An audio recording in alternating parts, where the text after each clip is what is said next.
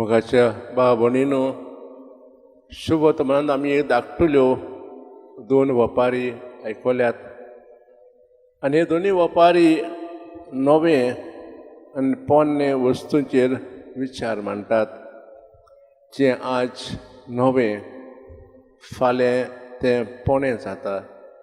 म्हणटकूच संवसारांत वो आमी जिवितांत कांयच नवें उरोना, पूण जें आदलें तें आमकां नवें आपणावंक आदार दिता. आमच्या धर्माक खूब आदल्यो चाली आसात, जशें उपास करप, मागणें करप, ह्यो सगल्यो गरजेच्यो.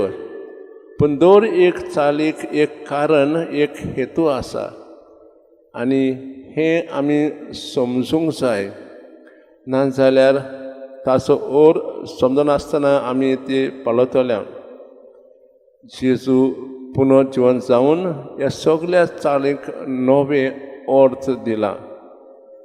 पावलो पुनर्जीवन जाल्ल्या जेजूक अनुभवल्या उपरांत आपल्या जिवितांतल्यो आदल्यो चाली फाटीं सोडटा. तो आदल्या जिविताक चिकटून रावना. तर आमी पावलीची देख घेवन तशेंच आमच्या जिवितांत आशिल्ल्यो आदल्यो चाली देवाच्या नदरेन पळोवंक आज आमी खास देवा लागीं मागुया.